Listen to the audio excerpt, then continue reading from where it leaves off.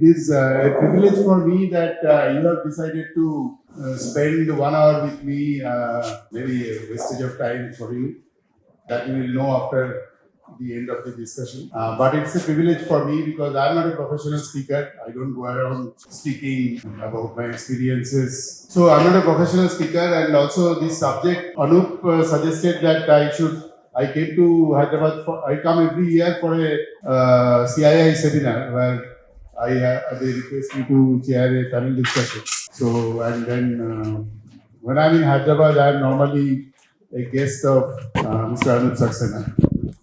So this time he said that why don't you come and give a talk? I think I came 3-4 years back. Or what? How many years back? 3 years back, and I gave a discussion. But that was more on the cement industry.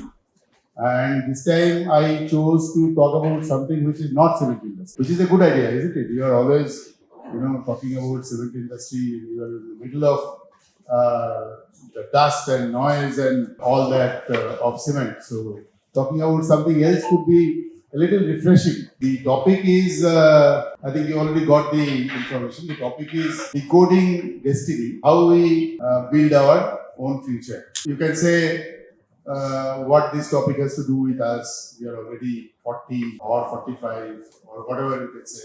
The average age could be 40. And already the better part of our career is behind us. But it's not right to think in that way. When we discuss this, we will see that there is a lot that we can do ourselves to determine what we are going to be in the next 30 years, next 40 years, next 20 years. We have a lot of things to do to decide that for ourselves. Now, this is not a talk where you are going to learn something new. If you have that expectation that next 1 hour you are going to learn something very new, like rocket science or AI, you're not going to learn anything new. What I have tried to do is a subject which I like very much, because this has come out from my thoughts of my own experiences. And you will also be able to correlate, and you'll be able to think about what happened in your life, your career, and how these thoughts also correspond to your events, your experiences. So you're not going to learn anything new, but next 1 hour, I don't know whether 1 hour or 45 minutes or 1 hour and 50 minutes. I'm not a professional speaker. I'm not timing myself. But next 1 hour, we will be discussing about things which are from my life experiences, thoughts, and ideas. Which, mind you, all of you have. These thoughts and ideas, I have just taken them together and strung them together and tried to focus the whole experiences and thoughts in one direction. What is the direction? The direction is about destiny. Destiny means what? Destiny means, when it's come, the similarity of the word destiny with destination. We know destination, right? And we know destiny also. Where are you going? And that means, what is our future? When it comes to life, destiny means what is our future. And, so it's a discussion about destiny is something like a discussion about philosophy. You all have heard about philosophy. Philosophy is a subject which earlier many people used to study philosophy. Now, people who study philosophy, I think, have reduced in number. And people who study science have increased in number. But I look at philosophy also as a science. And so there is what is the one key word for philosophy? There is a connection between philosophy and our topic of today, that is destiny or future. There is a saying, somebody said, and I don't remember somebody, it's not my words. Somebody said that 2 big days in your life, the day you were born and the day you know why. Can somebody explain what is meant by that quotation? It is some famous fellow said this, I don't remember. But so why were you born? Throughout our life, 24 hours and 365 days, how much time we think about this? We hardly ever think about this, right? But to some people, at some point of time, on some day, suddenly this realization dawns that this is why I was born. So there are two big days in your life. One is the date of birth, the day we were born, and the other big day is when you know what is the purpose. And this purpose of life is the key word, is the key topic around which goes the subject of philosophy. If you have to describe philosophy as a subject, it's a vast subject. There's no beginning and there's no end. Some of you maybe Atul will be struggling. That this guy is a science student and an engineer, and he's talking about philosophy. But then when you become 65, 66, 67, then you can always talk about philosophy. I did not talk about philosophy when I was young, but I wish I had. Sometimes I even wish that probably I could have done better for my friends and my relatives and my fellow citizens if I had studied philosophy and not engineering. But it's a hindsight. On hindsight, you can talk about many things which I could have done better or I could have done differently. I would not say use the word better. So this fellow who said that the two big days of your life are when you were born and when you came to know why I was born. Okay, so that brings us to the purpose of life, purpose of my life, your life, everybody's individual life, and it can be different. And in philosophy, there is no right or wrong answer. In science, there is a right and wrong answer. But in philosophy, there is no right and wrong answer, and every answer is right to you. So we come back to from the purpose of life, we come to our topic, what we are discussing, which is destiny. Destination, you can say, or destiny. We all want to know what's going to happen to me in future. And I will now go into a little controversial subject. And when I talk about this controversial subject, don't think that I am against it. I am not expressing any view for or against. But I am going to touch on this. When you want to know what is in your future, what do you do? What do you do? When you want to know? When you are born, right? And when you are born, then our parents normally go and rush to an astrologer and make a kundli. You know kundli, right? How many of you have a kundli? Then you're not, I can't see all the hands. If you have a kundli, then please raise your hand. But anyway, I still have only 80%. So 20% don't have kundli. But in our time, without a kundli, you couldn't get a school admission. But anyway, it has always fascinated me. So kundli is one part. And that was not in our control because our parents decided to go in for a kundli, right? They'll go to astrologer, they'll plot the times where which planet was at that time when you were born, and then they would write down what's going to happen to you, including what you will do in life, whether you will go to foreign countries to travel, and when you will get married, when I will die, and when I will die of what disease. So I of course also had a kundli. It was not in my control, but my parents got it done. So one part of knowing your future is going and getting a kundli done, right? That is called casting or horoscope or planetary. What else do you do? So there are other ways also, right? So first of all, when you have a horoscope or kundli, the astrologer will also tell you that look, in this period you have got problem. Why? Because Shani is in so and so place and Rahu is in so and so place, right? So you will need to wear either this stone or that stone which has to be in touch with your body. But when I go around, I look at people, I meet lots of people. I look around and I look at people and I look at four rings with 4 different colors of 4 different stones. I know what's going on. Okay? That people have been threatened by their astrologers, and then they have said that your time is going bad, so you will need to wear this, and go to that shop. He only gives original stones, and that stone has to be in touch with your body. For my daughter also, my wife and me, we have done that. So I have nothing against this belief.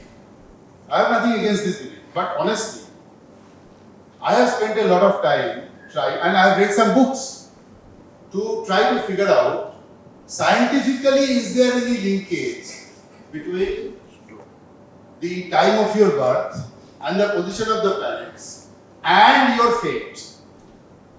I am saying fate because what is fate? Fate means preordained. Fate means it is not going to change. Fate means whatever you do, it is your fate. Right? So, and that's something very cruel, very brutal. I can't change. And something to do with a planet's position when I was born has got really scientifically no linkage. So I am telling you about this. I'm creating the introduction for the subject destiny or destination by saying what do you think of destiny? How we conventionally think of destiny and our future. So we also do what? We also do palmistry. How many people have gone to a palmist? Only two have gone to a palmist. In Hyderabad, business of palmistry is gone. I mean, they must not be getting through. Only two people to palmist. But it's not a palmist, right? And the palmist will first tell you, this has happened to you in your past, this has happened to your son, this has happened to your daughter, you have done this, you have done that. Then now, he will start telling you about your future. How many of us, before an exam, would go to a temple? So we have good response. So I tell my wife that, when you want to achieve something, say a child's marriage, or a big university exam of your son or daughter, then my wife will say, I have promised this God or goddess so much puja, so much money and so much this, so much that. So I always tell her that if you slightly increase your budget, then will the God not be happier? And will the result not be even better? So if you have promised the God X amount of rupees worth of puja, we can afford more. So, but we are still interested in our destiny, right? We want to control outcomes. We want to figure out what's going to happen to us. And somehow in all this, what we are discussing, there is an underlying message, there is an underlying feeling that things are not in our control. Yes, there may be a feeling that I will decide my own future. But when you are talking about palmistry, when you are talking about horoscope, when you are talking about stones, and when you are talking about puja, at that moment at least, we are thinking we will get assistance from somewhere else, right? For all you know, even I may be having some of these things. In more or less, somebody has more, somebody has less, right? But my life's experiences, I'm trying to share with you and to tell you. Many times, many of these predictions come true, whether it is astrology, whether it is Kundli. For example, my father's horoscope, it said, in this case it did not come true. My father's horoscope, it said that he will die at the age of 75. 70. My father's date of birth is 1921. So at that time the life expectancy was what? At that time, what was the expectancy of life average? 50, 60 years. So 70 written in the Kundli would have made his parents very happy, right? 70. Very good. So everybody was happy. The Kundli maker was also happy.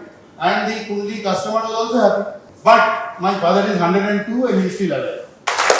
And he is still alive and he still moves around on his own and he can read books and he can see TV, he sees football matches, European Cup and Premier League and things like that. Of course, movements are a little slower now. And this is where you have to believe in a thing called coincidences. There are also things that happen to us in the normal course of events. For example, if the Kundli tells us, your son will go abroad when he is 35. I am happy. And somebody's Kundli may say, your son will earn a pot of money by the time he is 45. I am happy. But that doesn't prove anything. Because this will be just simple game of probability and simple coincidences, right? Einstein, you all know Einstein, right? Everybody knows Einstein. Einstein said something very interesting which resonates in my mind. He said, coincidences, which always happen in our life. He said, coincidences are God's way of remaining anonymous. Can somebody explain that for me? Einstein was a scientist. People say he didn't believe in God. But later part of his life, he was a spiritual person as well. But can somebody explain to me what he meant by that? Coincidences are God's way of remaining anonymous.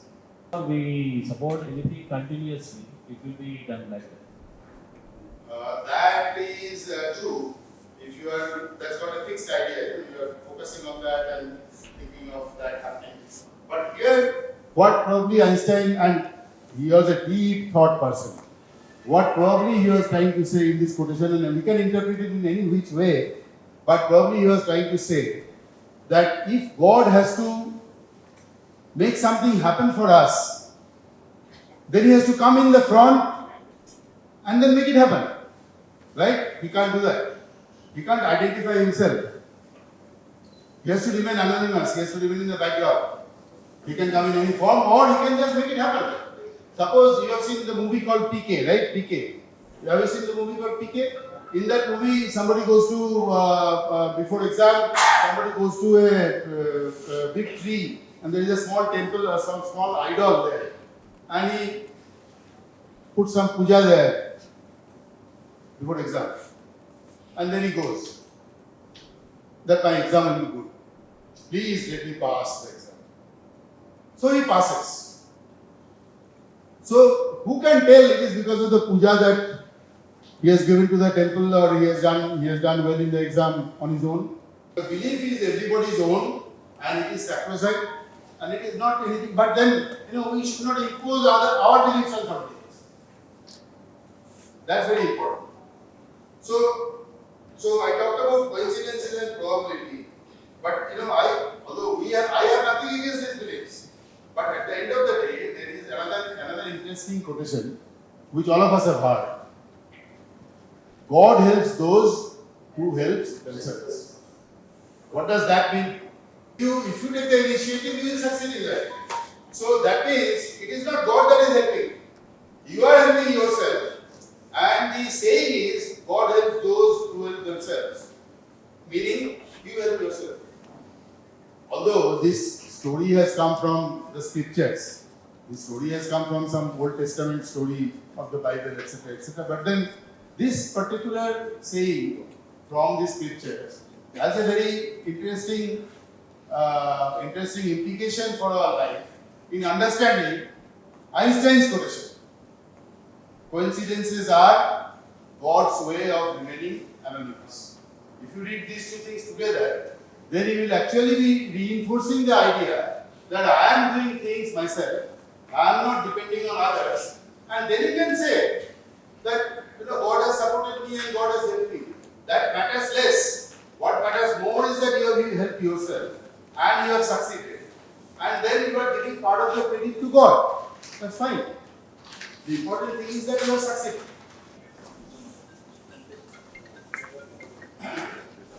This is self. Self means I myself. This is family. It is slightly larger group than self. So I'll write family. And this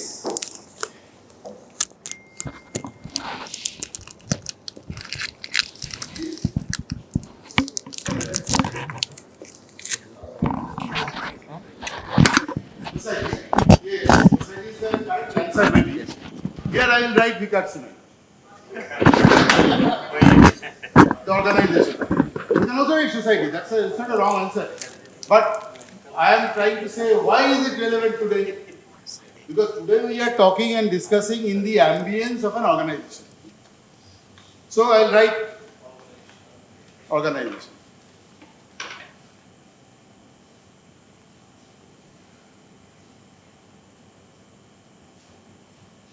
And the last one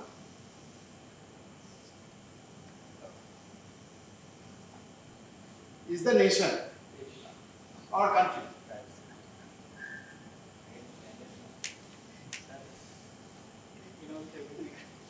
So when we are talking about destiny, building a future for ourselves, we are first talking about building a future for myself.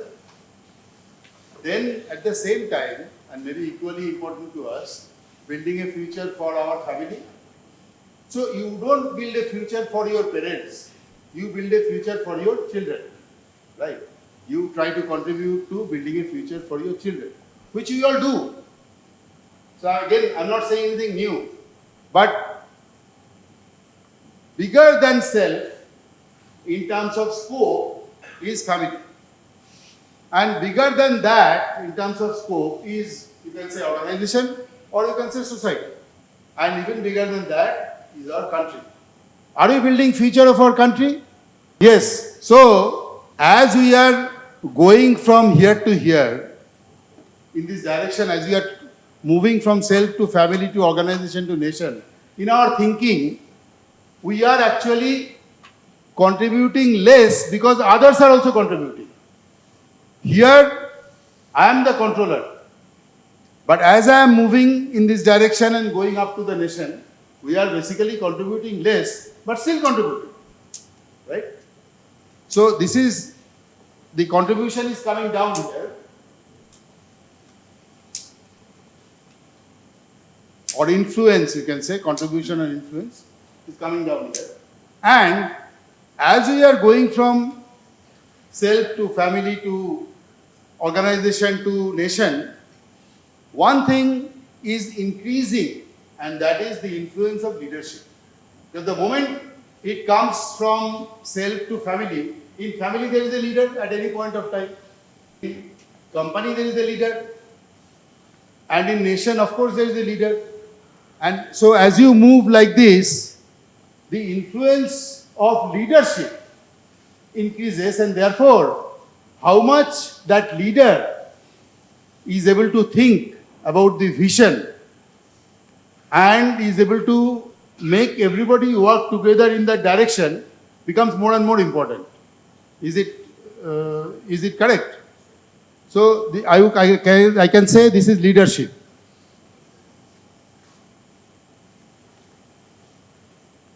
Now, whenever we are trying to define our future, and we will come to that discussion, how we do that, how we all do that,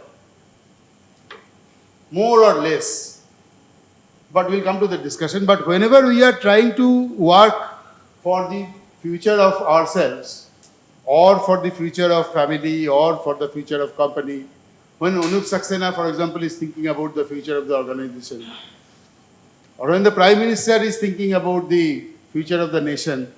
So, there is another thing that is changing.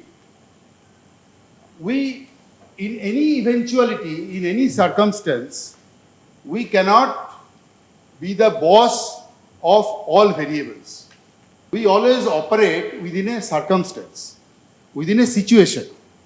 And in that situation, to be able to define our own future, there are some things which are controllable by me and some things which are not in my control. Examples must be coming in your mind that in my own career also, in my own life also, if I am trying to trying to build my future, trying to improve my future, trying to run after a goal, then I don't control everything.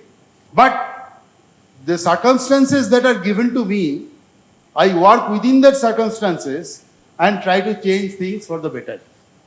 So another thing that is changing here, as we are moving out from self to family and family to organization and organization to nation, the uncontrollables are increasing. uncontrollables are increasing. I will give you example. Take nation for example. If there is a war today, if there is a World War III, or if there is a COVID pandemic, it affects the whole world, it affects the nation also. Is that controllable? But for an individual or for a family, its impact is less. There is an impact, but a short time impact for 1 year, 2 years. But then for the nation and for the company on a different scale, the impact is more. So an example of controllability is such factors which we can feel, which we experience, but we cannot switch it off or switch it on.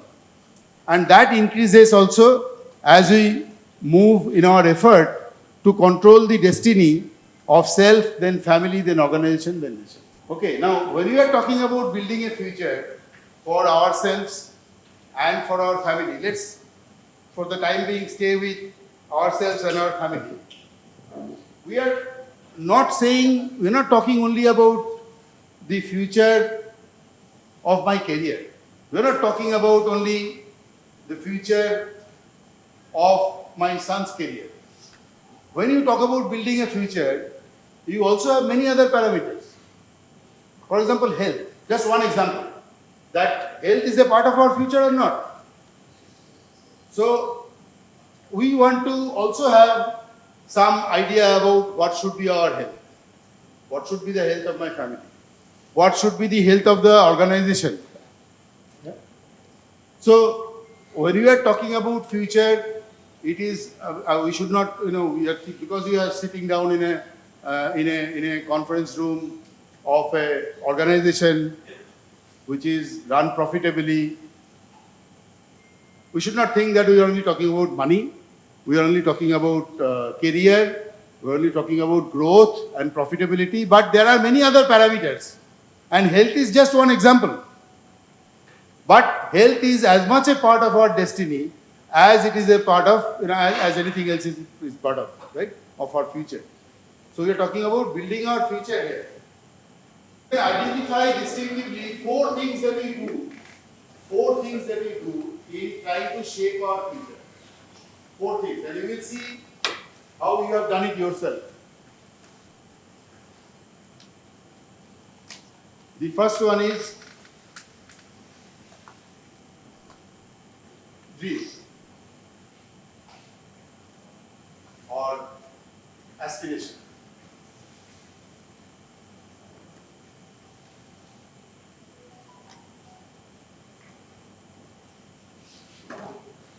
Skills and knowledge.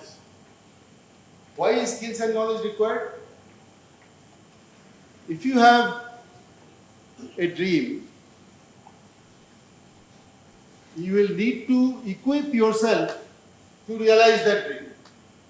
We cannot say that we will become CEO of a company and not do anything to learn things which are required to become a CEO of a company, right?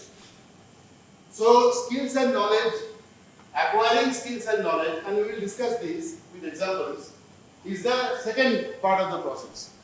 Third part of the process is creating opportunities. I will just write opportunities because some opportunities you create and some opportunities come to you by accident. Accidents and coincidences to me are same. So we go back to Einstein's quotation. Accidents are God's way of winning universe. But opportunities are not only the opportunities that you create, but sometimes opportunities come without asking. But without opportunities, if you cannot create opportunities, then you cannot change the course of your life. Or, if you cannot create opportunities for your children, think of it. If you cannot create opportunities for your children, you cannot change the course of their lives. Up to some point in time, up to when they're in school and they're going to college and all that, your job also to partly create opportunities for them, right? So, creating opportunities or grabbing opportunities when they come on their own is the third part. And the fourth part, and this is the last part, is to make choices. And this is the most difficult part. And this is where you go wrong many times. This is where you go right sometimes. It was the wrong choice. Because I feel today that I did not enjoy. I enjoyed learning engineering, but I did not enjoy the career that came after doing engineering as much as I would have enjoyed if I had done philosophy or sociology or economics.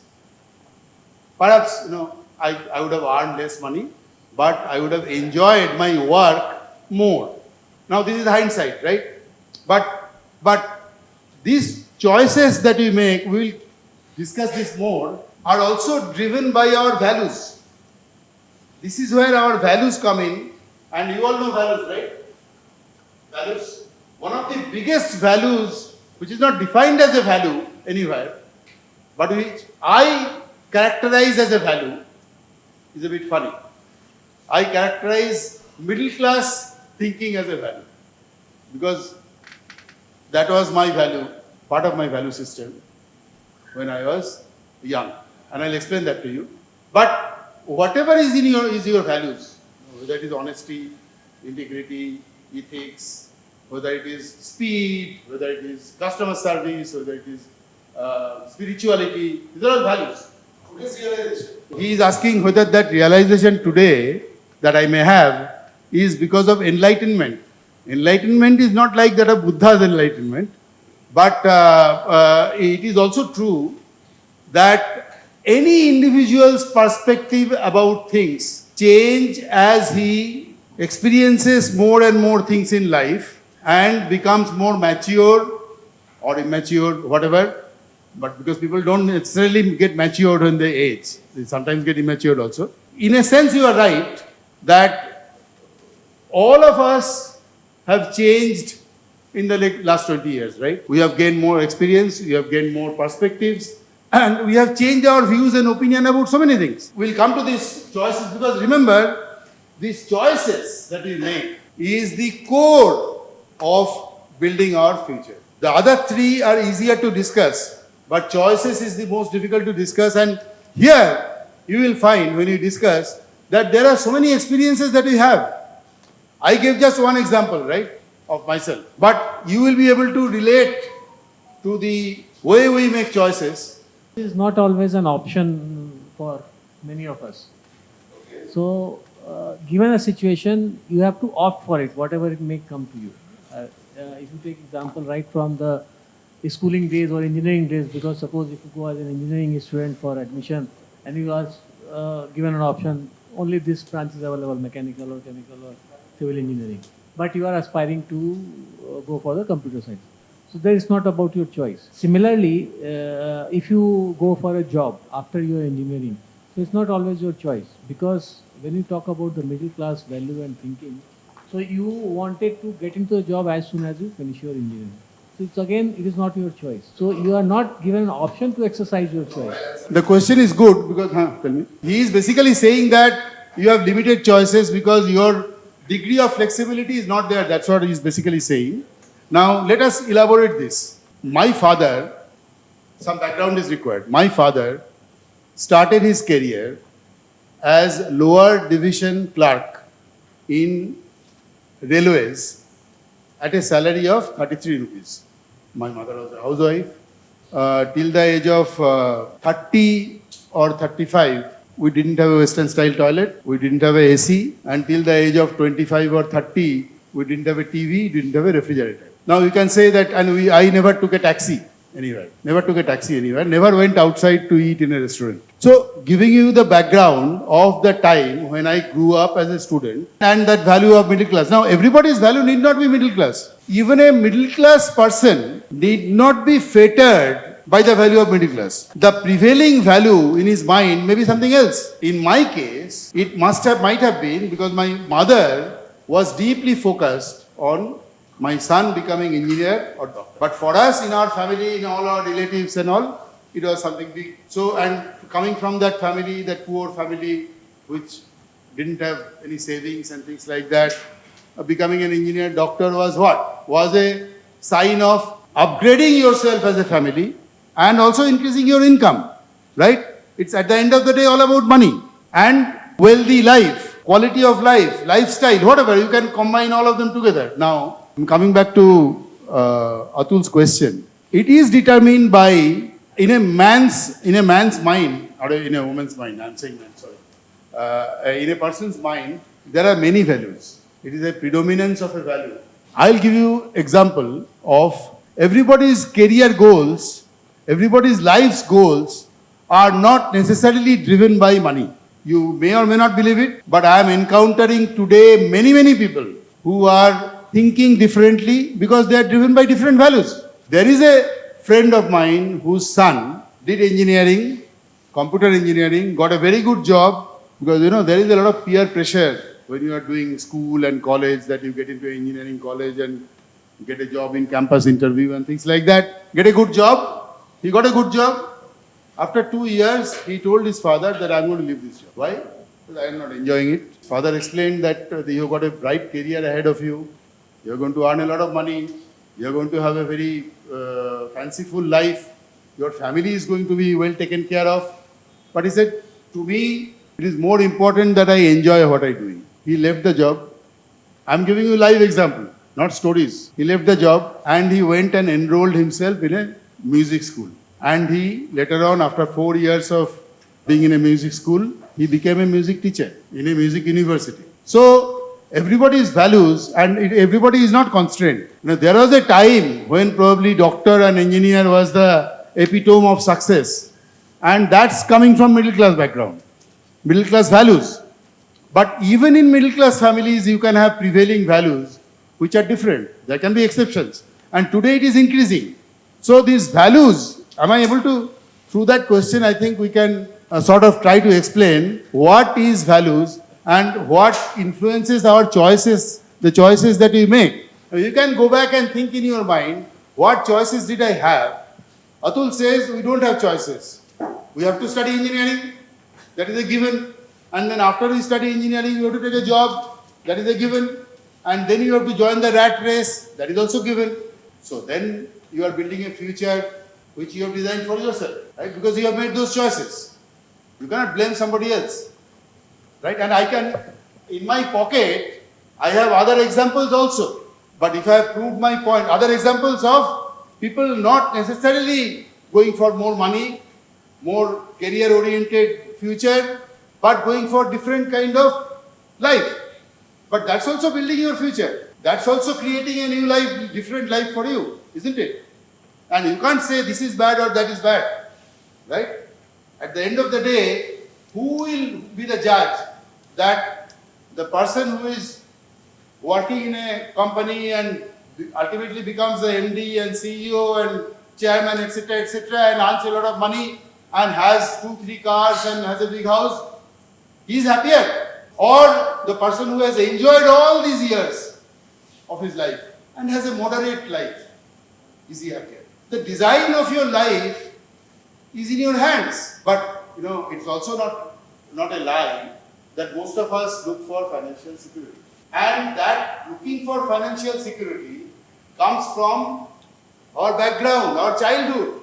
When I spend 100 rupees today when I spend 100 rupees, the pain that I have, the hesitation that I have, my son and my daughter thinks it is like 1 rupee.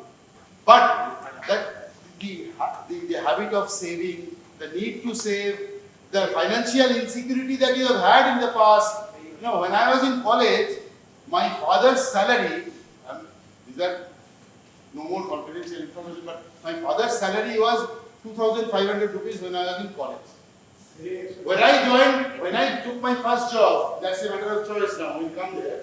When I took my first job after 5 years of engineering, there are a lot of companies would come for campus interview, right? Even then, big companies used to come. I remember 2 campus interviews I appeared for, because once you get a job, you can't appear for another interview. You can't take all the jobs, even if you are a good student. So, Larsen and Toubro was the first company, and I got the job. Three of us got the job from mechanical engineering in IIT Kharagpur. And after that, and the salary promised in Larsen and Toubro was 600 rupees, 1979. And there was another campus interview where I also got the job, but I was not allowed to accept, and probably I would not have accepted also. And that was a company at that time, they used to recruit management trainees directly. Larsen and Toubro would recruit a graduate engineer trainee, 600 rupees, and DCM group. Now, that time there was a Delhi-based group called DCM group. Now they are not very much in existence, but it was a very reputed group, paymasters, good paymasters, and their salary was 2,300 rupees per month. So I took this 600 rupees salary job and went and joined Larsen and Toubro. I don't have to defend that decision today, because all decision on hindsight can prove to be wrong if you apply different filters. And those filters are your continuously changing perspectives and your values, how they are getting molded, etc., with life's experiences. So there is no absolute truth here. But a choice was made, and the choice was made to take up a job with 600 rupees salary. And I went to a place in Orissa where the accommodation, etc., the food expenses, etc., was such that I remember I wanted to buy a transistor radio, which was at the time 700 rupees or 400 rupees or something. That time there was no tape recorder, no nothing. Transistor radio, I had to borrow money from my mother. I, of course, remember all those songs that I still love from those days from the transistor radio. But those are nostalgic memories. But we are spending more time on choices, but let's come back to dreams and aspirations. Let's come back to dreams and aspirations. Dreams, people dream. It's not the normal dream that I'm talking about, that you have a good dream or a bad dream and you wake up and tell your wife, I had a good dream or I had a bad dream. I'm not talking about that daily dream. I'm talking about dream about yourself. Those dreams are what gives rise to your aspirations. Aspiration means ambitions, right? So what do you want to do? When you talk about a country or when you talk about a company like yours, that dream is actually called vision. You all know about vision statement and mission statement and all that. Sometimes we write, right? Vision statement, what the company wants to go. What's the long-term goal of the company. It helps to create a vision statement where everybody is unified. Everybody agrees to the vision statement, right? There was this Prime Minister of Germany, whose name is Helmut Schmidt.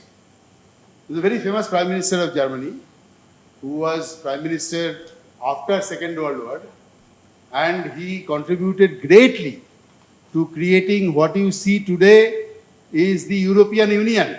You know European Union, right? EU. Today there are 29 or 27 nations part of that union.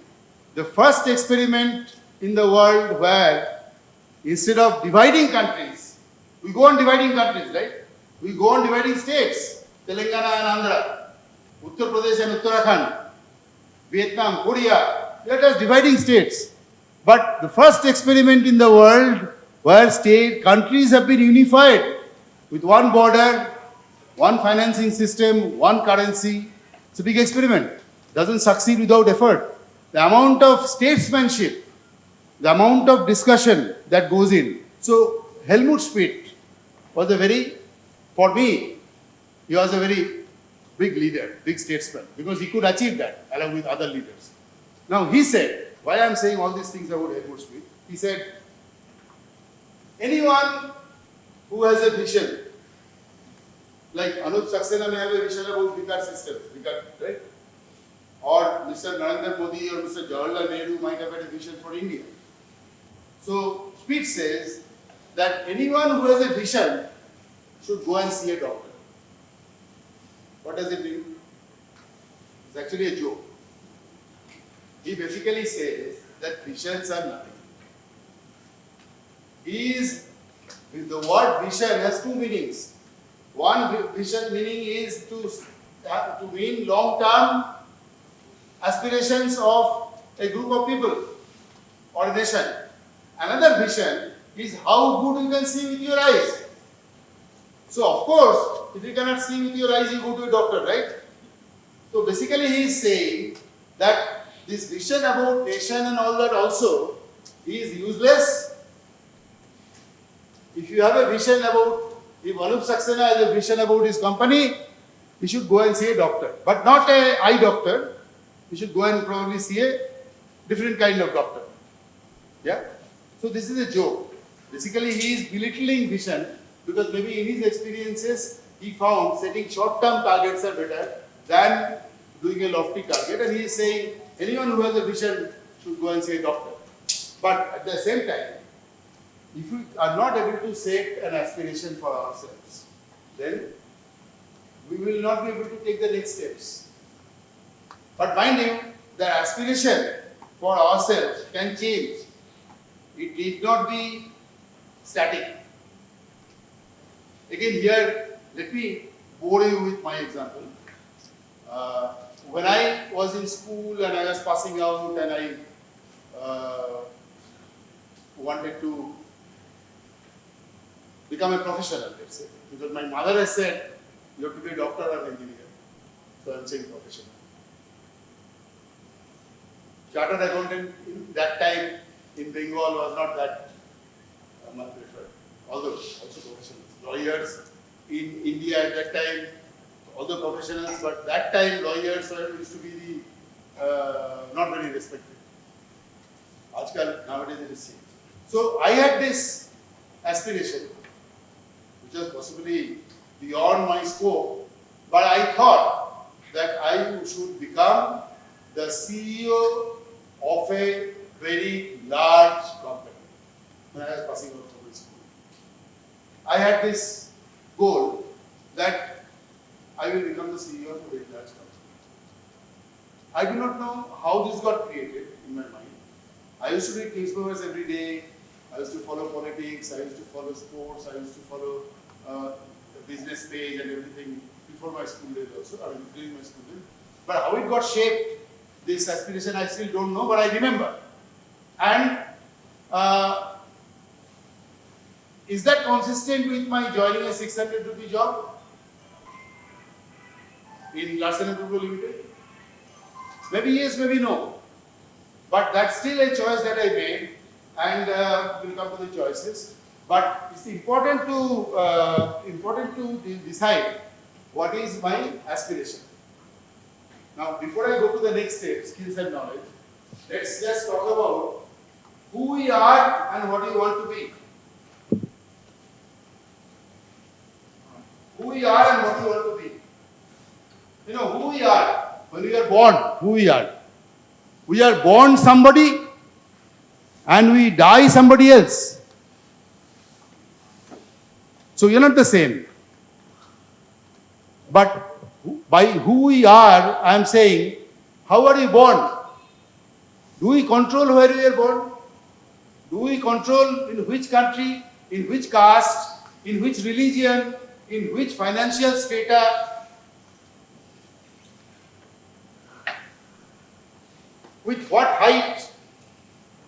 With what color? Do we control that? So we don't control who we are born. We don't control. It's a fait accompli. But that does not fully limit our scope in deciding who we want to be. We may have an identity when you are born, and today it is all about identity. You know, people are fighting for identity. We may have an identity when you are born, but that identity doesn't limit us as long as we can create a vision which is commensurate with our thinking, our goals, our experiences. We can create a dream and aspiration for ourselves, and we can acquire the skills and knowledge. What we are and what we want to be can be totally different. We talked about identities. Total identity is, normally we mean by identity is religion, caste, etc., etc. What is the financial strength of the middle class, lower middle class, upper class? All these are part of my identity, right? There is another thing which I missed, which I noted down here, that who I am before I take charge of my life. I take charge of my life at some point, right? Before that, the family also influences me. We talked about beliefs sometime back, right? I said we should not criticize or belittle other person's beliefs and faith.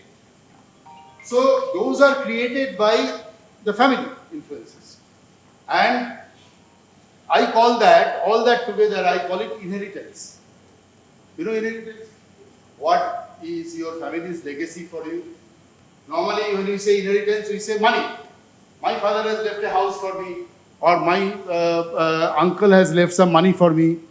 That's not inheritance. That alone is not inheritance. Inheritance also means the beliefs that are inculcated in you by your family, the biases that are given to you. You are given some biases also. I mean, many Indians may have a bias. I don't know why, that Africans are not as good human beings as us because they are black in color. There are many Indians. You may not be one of them. These are biases. There can be very talented, very good people in Africa with all that color also. The law of averages apply everywhere, right? So these are biases, and this total inheritance thing is also as much a part of our identity about who we are. But who we want to be is something totally different. And therein comes the next step, the skills and knowledge. Now once you have set the goal for yourself, let's say in my case. Now when I am saying this, you can also please correlate with yourself. And if you give your examples, if you want to share your examples of any of these processes, you are most welcome. Because if you are making a toast and omelette for you to eat, that toast and omelette will need some salt and pepper. And the salt and pepper is, if you interact and you give share your experiences and examples, etc., that will be salt and pepper. Otherwise, the toast and omelette will be very drab. Of your karma, can you take your choices, your formative years when it goes up? It's all linked to your surroundings, your karma. And what you do is what you get at the end of the day. Some people say, if you have done something right or something wrong in this life, there is no afterlife, and therefore you will have to pay for it in this life itself.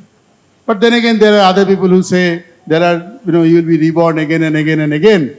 And if you are a human being today, you may be reborn. If you have sinned enough in your life, you will be reborn as an ant in the next life. The karma is something that is not in my theory, but karma is a very expanding word. It has a very, very big connotation. What karma can mean, there is no limit.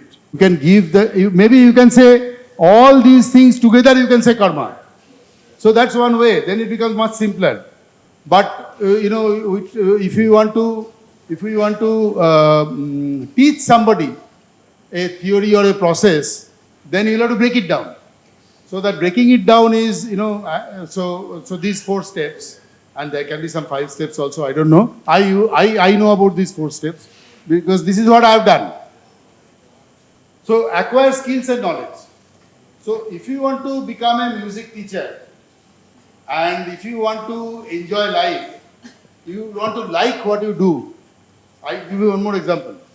My daughter, I'm not sure that he is enjoying his career. He's doing well, but he is enjoying his career or not, I'm not so sure. My daughter, by the time we had learnt, so our perspective changed. Maybe we learnt the hard way. So our daughter was encouraged to choose a profession. And she chose architecture. And she became an architect after 5 years of grueling effort. She became an architect. She practiced as an architect for 3 years. Today, she is not doing architecture work. She is doing something that she enjoys. She is doing illustration. She has suddenly found that she loves doing it. She enjoys doing it. She can apply her imagination and so she is doing illustration and designs and things like that. So this is again a real life example from my family. So indirectly, I might have played a part in letting her decide her own course, not just for selecting a educational, the skill and knowledge, which was architecture in her case. Yeah.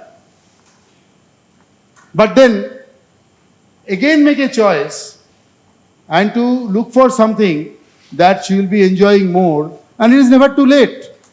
In life, there is not anything, any choices that you make are not cast in stone. By the way, by the way, that gentleman who left engineering and TCS job and learned music for 4 years and became a music teacher is today a pilot. And I'm not giving you a story. I'm giving you a real life example. So this came to my mind because I wanted to tell you nothing is cast in stone. That is something, this is something that was not thought about, at least I think so, 20 years back. This is something new. And the world is progressing, society is progressing, and human beings are also progressing, becoming more progressive in their thinking. And this is what that proves. So acquire skills and knowledge. Again, I'll give you an example of mine that I was to become an engineer and doctor or doctor, can't become both, very rare case. So I got admission into IIT, I went to IIT, and then the medical admission results were out, and I got admission in the best medical college in Calcutta. And my mother was of the view that if I come back to Calcutta and become a doctor and join this medical college, I'll be operating from home. And here I am in, Kharagpur. I'm not coming home for days and staying alone. And, mothers will think that way, that he's not getting good food and this and that. So why don't you do medicine? So that was another choice. So I decided that no, I will continue to do engineering, because by that time, I loved the hostel atmosphere and the freedom, etc., etc. So for whatever reason, because that also, probably in my mind, I still don't recall, I analyzed that being an engineer will possibly, that skill, that knowledge will possibly give me a good start on the way to my aspirations of becoming a CEO of a large company. By that time, I had that ambition. So, is an example of skill and knowledge. Now, I had all my first 20 years of my career as an engineer, I had a hatred or dislike. I would not use the word hatred. Withdrawn. Delete. I had a dislike for the word MBA. How many MBAs here? Yeah. So I used to think that MBA is nothing. They don't teach you anything. And that degree is an American kind of fashion and doesn't help you in your career. So I used to look down upon MBAs whom I would meet. And also, besides that, I also didn't have the money to go and do an MBA. Even that time it was costly. And I had also a compulsion to do a job because my family was not that well to do. So when I passed through my career and I was sent by my managing director to IIM Ahmedabad for a 6-month course. He said, I am moving you from this position to this position, completely different position. But in between, I am sending you to, and along with me, another 3 people from our company. We went to IIM Ahmedabad for a 6-month course, which was equivalent to an MBA. Because the classes used to go on from 8 in the morning to 8 in the evening. And all the normal MBA professors, and there were very grueling case studies and this and that. But, I went through that course, skills and knowledge.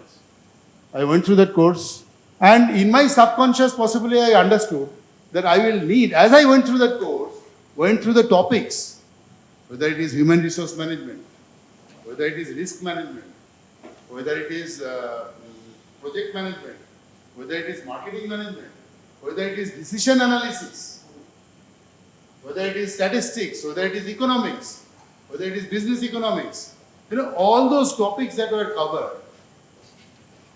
Slowly I started realizing that I will need these. And slowly my dislike for MBA started dissipating. And again, coming back to skills and knowledge, that how I got an opportunity to upgrade my knowledge, to be able to be ready for the next set of responsibilities, came to me. That opportunity did not have come to me, but it came to me. I do not know whether I created the opportunity or not. But as I said, some opportunities come to you by accident. But sometimes you don't even take that. That's the mistake. Someone said somewhere that at the end of your life, you will not regret what you have done, but you will regret what you have not done. And that's sad, isn't it? And that basically what you are talking about is talking about not taking the opportunities. That is actually choices. We will come to that. So choices we will cover that. See, creating opportunities and acting on the opportunities are two different things. When you get an opportunity, like let's say opportunities, he gets a very good job offer. Cement industry is a growing industry. He gets a job offer, and that job offer is big. Now you can evaluate a job offer many ways. One part is quantitative and one part is qualitative. Quantitative part of the job offer is very easy to evaluate. How much money I will get here, how much money I am getting here, after paying tax, how much I will get net extra. In next year, what promotion I will get here. So that's all quantitative, we can do that. But there is another qualitative part which is not so easy, which has to do with what is the group culture here, what is the group culture there, what is the kind of colleagues I will get here, what is the kind of atmosphere for work, am I going to have the freedom to work. So there is a whole lot of parameters which cannot be evaluated by numbers. So at each of these decision-making processes, Mr. Mallaredi will perhaps say that no, Mr. Anup Saxena is a good boss and I have his confidence and he likes my work and I am able to perform well here and I am comfortable here, and even if I am getting X amount of rupees more, that extra amount of rupee is not worth the uncertainty of going into a new job in a new environment, in a new circumstance. That could be one way of looking at it. That could be one decision. Now, who knows what would have happened if he had gone there? 20 years from today, Mr. Mallaredi may think, I should have accepted that offer. And that is an example of regretting what I have not done.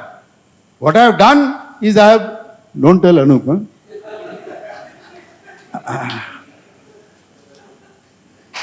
So, creating opportunities, I will give another example. As I said, I was focused on becoming a CEO of a large company.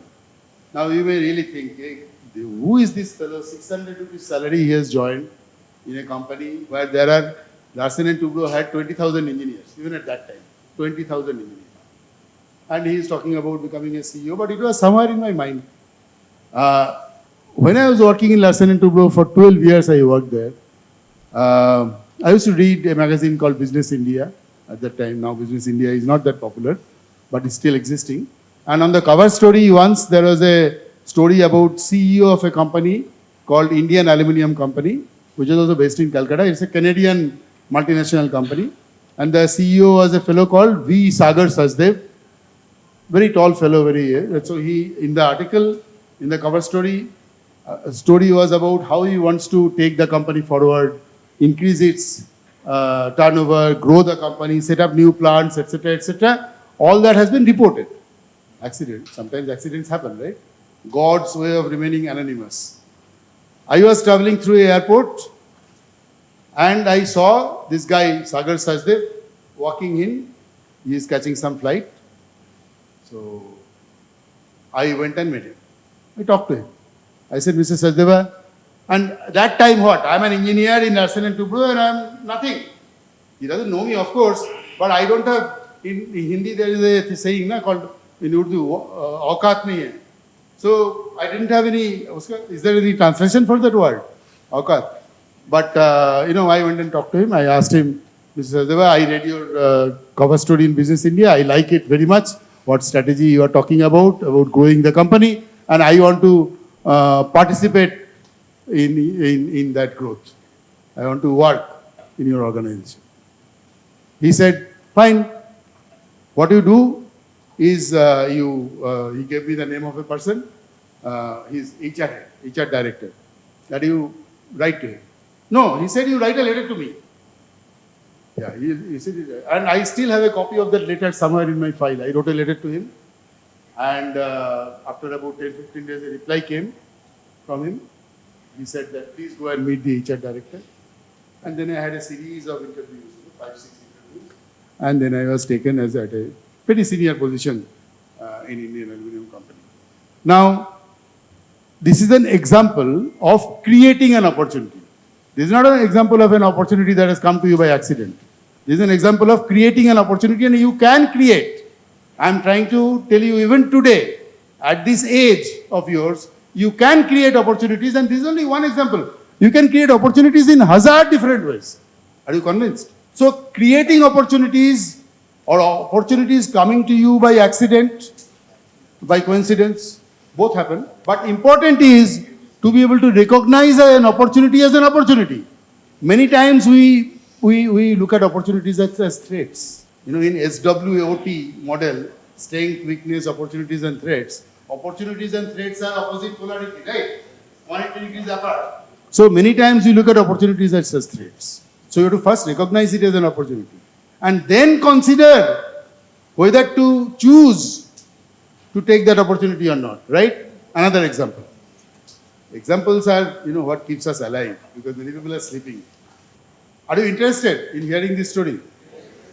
Okay, in Indian Aluminum Company, this I don't need any notes. Indian Aluminum Company, I joined not knowing anything about aluminium. Only spelling I knew of aluminium. That also, by the way, English spelling of aluminium and American spelling of aluminium is different.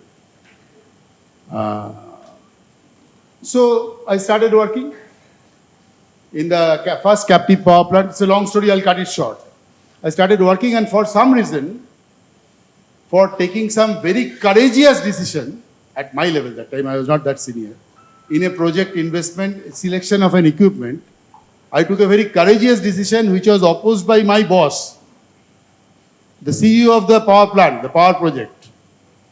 And I was so convinced about that choice of equipment, that particular crusher, impactor crusher.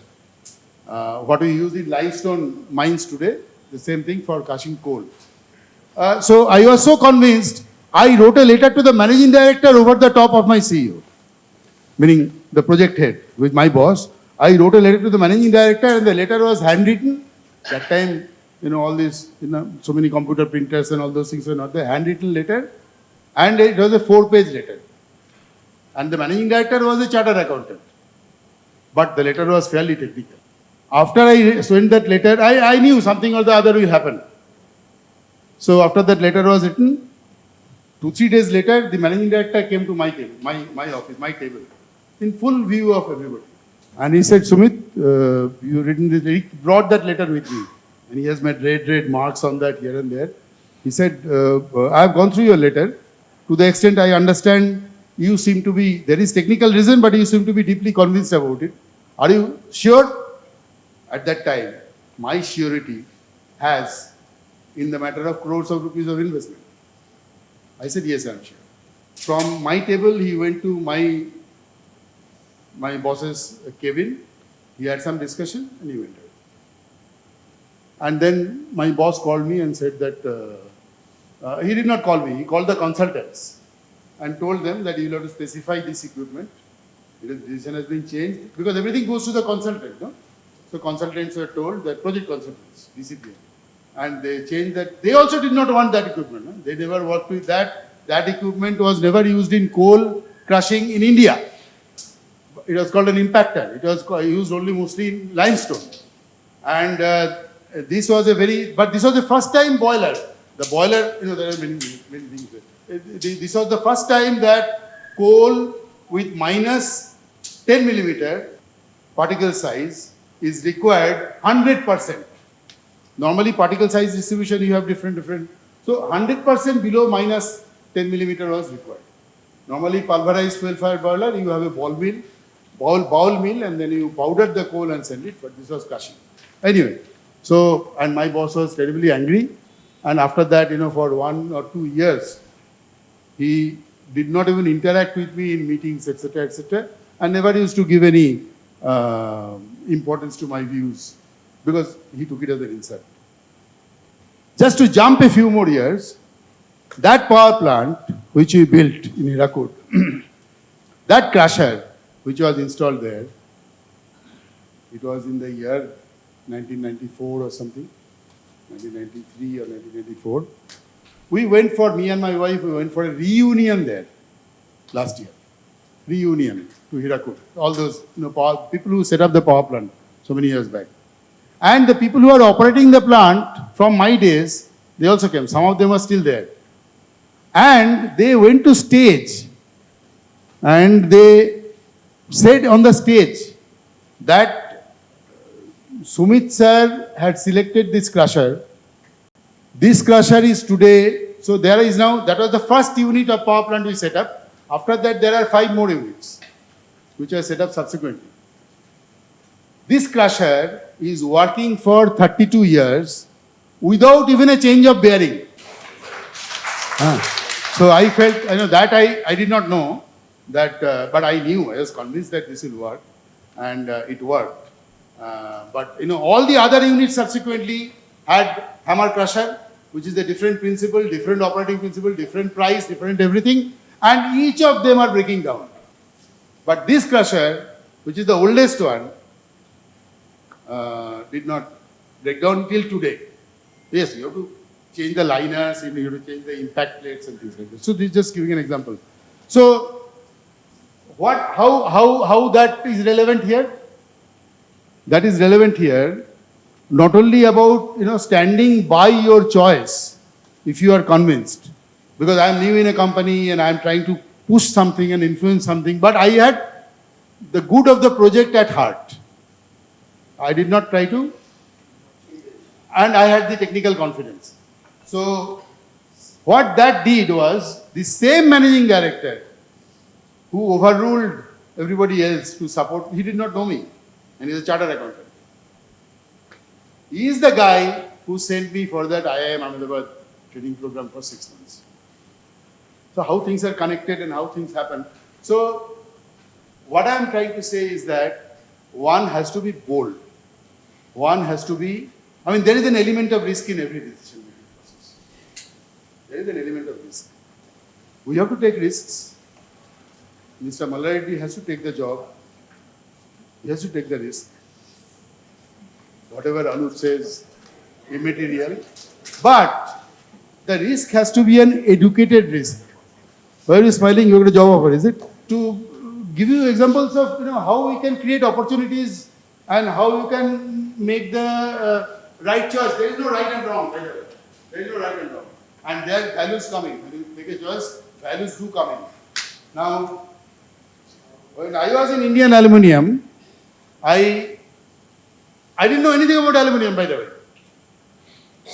But power plant project bana diya. After that, I went into a aluminium factory, and I was sent there by the then MD. There are very few MDs who will be looking at the careers of people at that level. Because I was what do you call it? A T-1, T-2, T-3, what do you call it?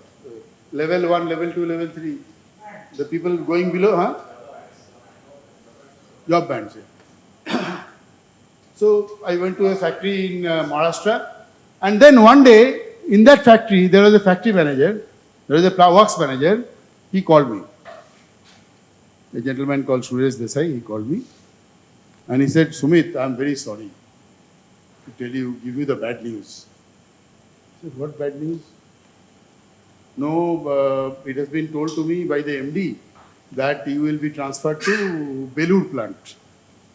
It is a rolling mill, aluminium rolling mill, with 1,600 people in Howrah, on the other side of Ganges from Calcutta. Plant was made in 1939, and that plant was making continuous losses for year after year because of archaic work practices and norms and trade unionism and obsolete equipment and all that. And Alcan, the principal shareholders of Indian Aluminium Company in Canada, had decided to sell it off.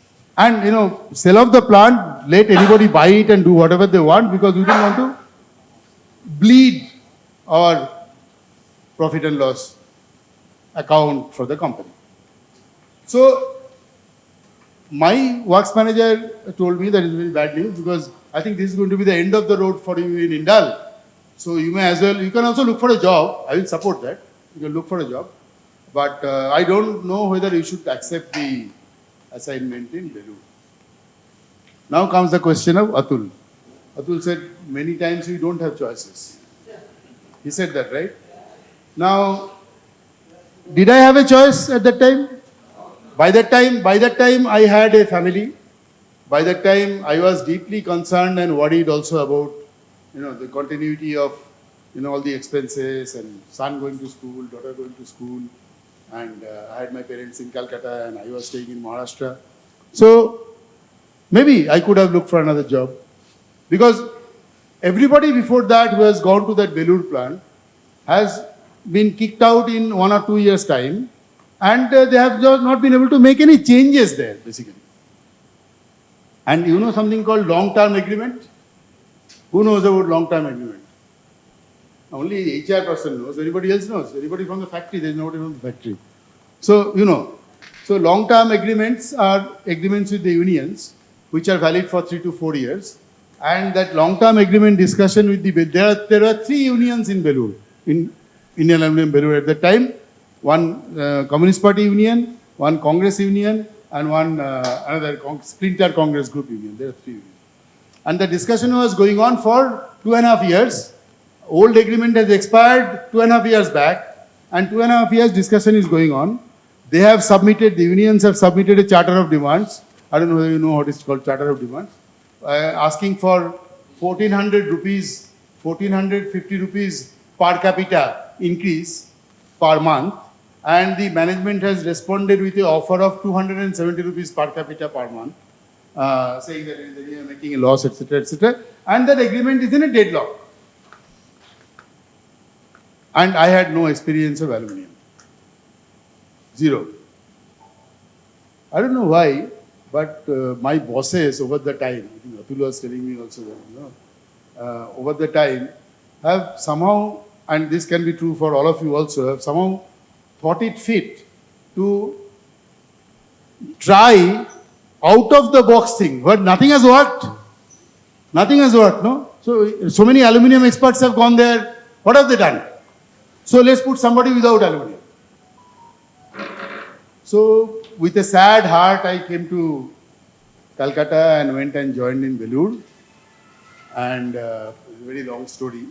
But partly in this case, Atul's premise actually applies, in the sense that I hardly had a choice. Hardly had a choice. But I only had the confidence that my managing director has thought that he wants me to go and do something there. So there may be some possibility that I may be able to do something. So I was in Belur from 1996 to 2000, 4 years. And in that 4 years, I mean, what was done is a Mahabharata. I cannot tell you a Mahabharata. But by that time, I have completed the IIM Ahmedabad program. Yeah.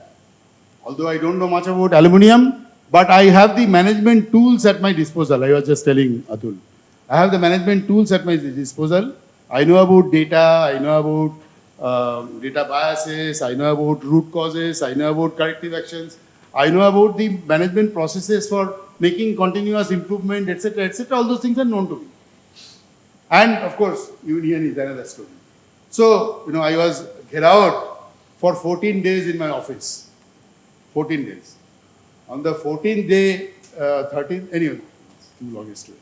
So, for the long-term agreement was not getting signed, we were not agreeing to their demands. I had asked the unions to make sure that, two-thirds of the people take BRS and go. Otherwise, there is no profitability of and the productivity has to be increased. So many things. starting from the size of rasgulla in the canteen to the incentive and etc. Everything was in question. There used to be a ration which was started from Bengal famine days. Bengal famine was in the 40s, 1940s. The Bengal famine was. This plant is 1939. Bengal famine at that time, the Canadian owners, they started giving ration to people for, like today, the governments are giving to people. The companies started giving rations to people, 10 kg of rice, 10 kg of dal, 10 kg of chini, and all that kind of stuff, and they used to take all of those, and that is still continuing. So that I wanted to stop. And there were slogans outside the gate that the works manager's black hand has to be crushed. Crush his black hands. So, but anyway, after 14 days of Gherao, you know the term Gherao, right? 14 days of Gherao, ultimately the long-term agreement was signed. So 4 years' time, that plant went from loss, making a loss of 3 crores per month. Doesn't sound too much today, right? 3 crores per month, what is it? 36 crores in a year, right? But those days the number was different. So from 3 crores per month to a profit of 35 crores per year in 4 years. And that, now would you call it an opportunity? The decision to accept that job at Indal Belur, I believe, to me, in my whole discussion, this is the little powerful example that, when I went to Belur initially, me and my family, everybody were very downcast and despondent and unhappy and not so hopeful. But this is an example of an opportunity or a threat.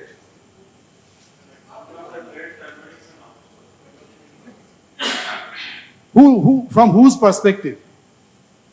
From my perspective? Opportunity, threat converted to opportunity. But did my MD wanted to threaten me?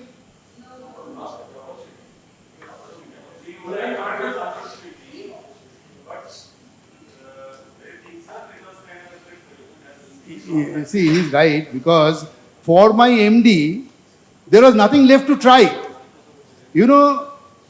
The only MD that I know in India who has been a trade union leader was my MD.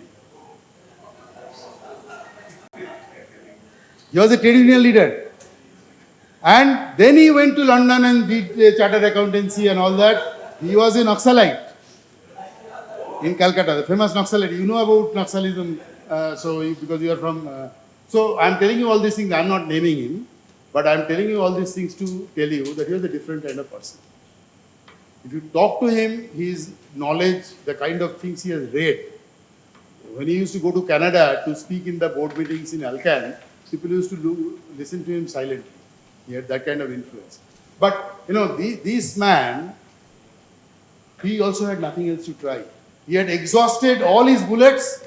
He had exhausted all his cannonballs, everything, all ammunition. So he tried his last bullet. So what happened after that? So after 4 years, Hindalco in the meantime came and acquired Hindal because Alcan sold Hindal. So because of the fact that Belur plant had turned around, it is still written as a turnaround story. Even in CII and other places it is written as a turnaround story. Then I was told that you are elevated as the chief executive of roll product business and you will go to Bombay. That was the biggest business of Indian Aluminium. And then I became president of Hindalco after that. So, of course, nothing succeeds like success. But also, nothing fails like failure. Yeah? At the same time, that is also true. But that's not the point. The point is that opportunities come sometimes when you create opportunities, and opportunities can also come by accident, by other people's design, but it is for you to make the choices. And you apply your values in making the choices. That is always true. You are applying always, unknowingly also you are applying your values when you are making those choices. Are you brave That's a value. Also, a value. In my case, possibly, it was also driven by the need, the aspiration that, I want to move up, I want to become a big leader, I want to become a CEO, etc., etc. So that also probably played a part, but I probably made the right choice. Although today I may think that philosophy would have been a better subject for me, but the satisfaction of having applied, I tell you, Atul, the satisfaction of applying the theories that I have learned on ground in real life situations, in resolving technical issues.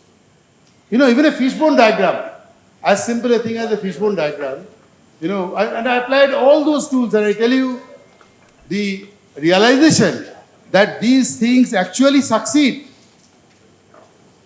gives you tremendous confidence. So because of the union problem and everything, we have all closed the plants and we have started after 6 months after that because of these unions, everything. Where was I? So we were talking about these opportunities and making the choices, and on hindsight, you can always say that it has not been the right choice. But at that time, it was the right choice because it turned out to be good. So I wanted to say that I am 68. I'll be 68 in July. To be fair, not that old. But all of you are younger than me. Some more younger than others, but all of you are younger than me. You have a young audience, and even then, you may be thinking that all these examples and all these things, dreams, skills, opportunities, and choices, and you may be already doing them unknowingly, not in such a structured fashion. You do not think of them in a structured fashion. But what importance or what relevance, what significance does it have for us? But here I want to say, and this is the last page of my, it's all also important for you. Why? Because you have many more years of life left, and you have still to give something to your society, to your family, and to your company. Also, you have, and you have something to give to your family. Why? Because you may not have thought of defining the future of your children in the same way as we are discussing today. Not exactly the same. So if you feel that any of these examples or any of these theories or any of these structures and models that you are talking about here are useful, you can use them not just for you, for your career, etc., but also for your children. Because up to a point in time in their life, you are trying to shape their lives. You are trying to shape their future. So create opportunities for them, give them the skills and knowledge, and let them also take part in that decision-making process so that they will be owner of the decision and they will also be able to enjoy what they are doing. And in hindsight, anything can happen. Hindsight has no meaning really, because it's very easy to look at everything later on. So you can add new skills even today, and you can also make career choices like Mr. Maladi is doing, and you can take right decisions even today in terms of not just you, your company, and your family members, and help build a good future for your company. And this is most important. Train your children to build a good future. Teach them to look at opportunities as opportunities and not as threats. Teach them how to make choices, what are the filters they are applying for making choices. Today, people are applying filters of, will I enjoy this? Will I be happy doing this? Are they looking at money? Are they looking at the prosperity only? Or are they also looking at emotional happiness? Are they also looking at satisfaction and enjoyment? Which all gives rise to the other aspiration about life, which is good health. our jobs, all of us here, are stressful. Because we are, to very easily say, we are in a rat race. We are trying to do better and better and better every day. And we take our stress back to home and create disturbances in home. And we are kind of, some of us are plant people, they are 24 hours on the job. So that's not necessarily the right thing to do or wrong thing to do. It depends on what is your priority, what is your connection. In my life, living, I'm not physically seen them, but I have seen them working, I have seen them leading, I have seen them giving messages, and I have seen them executing things, and I have seen them taking decisions through media, through newspaper, whatever. That time internet or not ever. So this was such a leader whose photograph I have on my table. That is the kind of importance I give. So he said, and I am saying this to you, using his words, I can say this. I'm not taking the credit of the words. He said, may your choices reflect your hopes and not your fears.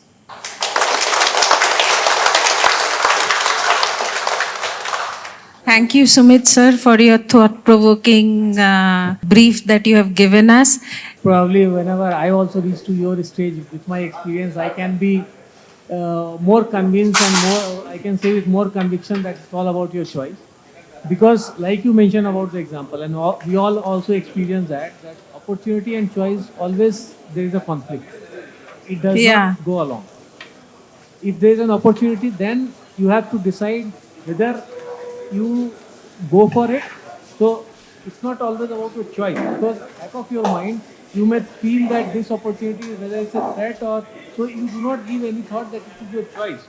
Just you try to take a plunge and you go for it.